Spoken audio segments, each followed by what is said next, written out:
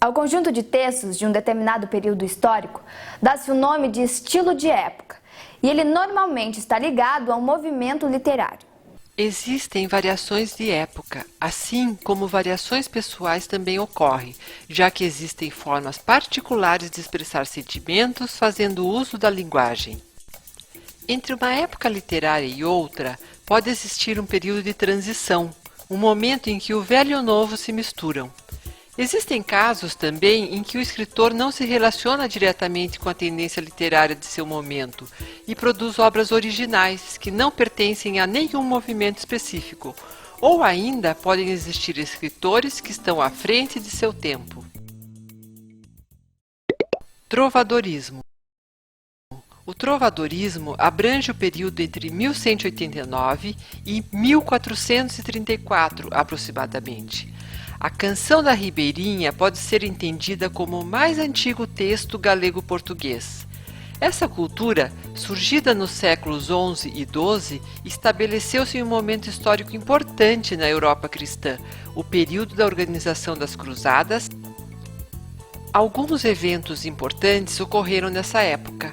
A luta contra os mouros, ocorrida na Península Ibérica, o poder descentralizado, o estabelecimento do feudalismo e, principalmente, o poder espiritual centralizado na Igreja Católica. Esse foi o momento de transição entre a Alta Idade Média e a Baixa Idade Média. Veja no fragmento a seguir o tom de Canção da Ribeirinha, que fala do amor como era tratado naquela época. No mundo, ninguém se assemelha a mim enquanto a vida continuar como vai.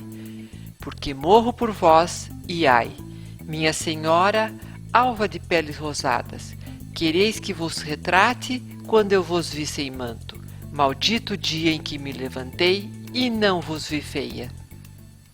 O clero e a nobreza eram nessa época as classes governantes, que controlavam as terras e o poder. A igreja, que prestava ajuda espiritual, era aliada da nobreza, que compunha a proteção militar à população. Juntos, eles exigiam das classes trabalhadoras pagamentos extorsivos em troca de proteção ilusória. As preocupações religiosas da Idade Média foram deixadas de lado, e os temas amorosos e de aventura com cavaleiros em busca de honra representam o retrato da produção literária dessa fase da humanidade. O amor cortês está presente no gênero mais refinado do trovadorismo. A chanson mostra uma espécie de jogo entre a dama e o poeta. Chanson é uma canção de amor endereçada a uma donzela, feita pelo cavaleiro humilde que canta o amor impossível pela mulher inatingível. As mulheres da época eram consideradas como seres diferenciados. Com tratamento especial e na intimidade das casas ricas, eram consideradas perigosas. Os valores da época consideravam que as mulheres eram fracas e inclinadas ao pecado, o que justificava a condição de serem levadas à rédea. O chefe da casa tinha, portanto, o dever de vigiar, punir e até matar as mulheres sob sua proteção, como as esposas, as irmãs, as filhas e as viúvas. Nessa época, a principal manifestação literária era a cantiga, que eram canções criadas e cantadas pelos trovadores. Os trovadores cantavam em festas populares e nas cortes, e havia uma hierarquia entre eles, baseada principalmente na origem social. Dessa forma, havia 3 categorias de trovadores.